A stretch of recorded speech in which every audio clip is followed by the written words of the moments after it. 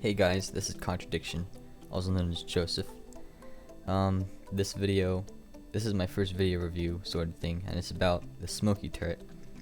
Smoky turret is probably my favorite turret at the moment. It's very powerful, especially at M2, which is where I'm at right now. I guess the basic features of this turret is quick reload, high damage per minute, high impact force, and its special feature is critical hits. I suppose what I'd say about this turret is it's a jack of all trades, but it's a master of none. It doesn't have any ability in which it really specializes in, except for perhaps the act of knocking off opponent's aim. But it really doesn't have any major flaws. It doesn't have any really major advantages, but it really doesn't lack anything. And at all modifications, it's very powerful. I suppose one thing to take into consideration is Smoky's range. Its damage decreases dramatically at long ranges, but at close ranges, Smoky's damage really isn't enough to keep up with turrets like Twins, Firebird, and other close range turrets. It'll be destroyed fairly quickly in close ranges.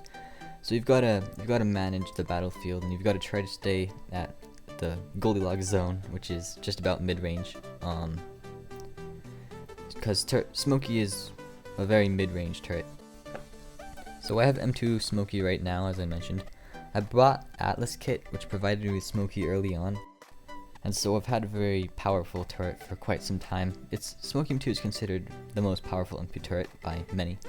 I consider it to be the most powerful M2 turret. At M3, Smoky is also very powerful. It's reliable, it does good in most maps. If you're looking for a good M3, I think that Smoky M3 is a very good choice. As for M1, Smoky's powerful at M1. It's probably not quite as powerful as M2. At M0 is very weak. Stay away from that. If you're gonna play with Smoky in different maps, there's a few maps that you should consider that have good ranges and good obstacles. Barda, Tribute, Kungur, Iran, Rio, and Sandbox. Those are my top 6 maps for Smoky.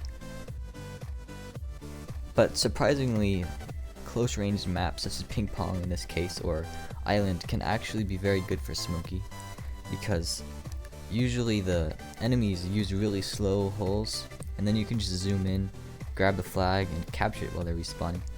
And I'm flanking these guys, circling them constantly, and it's very good in this kind of situation. I guess I'd say that the best mode to use Smoky in is either DM or CTF. Capture the flag. I prefer capture the flag. Deathmatch is also great, because Smoky has a fairly high damage per shot and has a very quick reload, so it can constantly be dealing out shots. It's very good at stealing kills.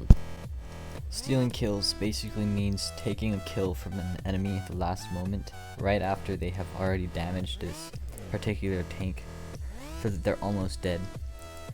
Using kill stealing tactics in DM is really essential to being a good DM player, and Smoky is very good at stealing kills.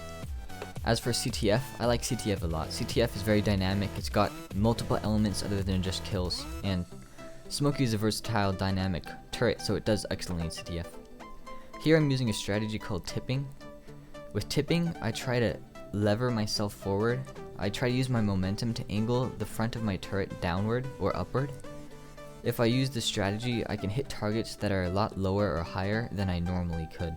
It's really useful. Smoky has very high impact force.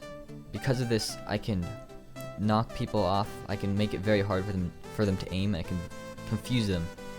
The real goal is to aim at the very corner of their hull, and they'll almost always not be able to aim.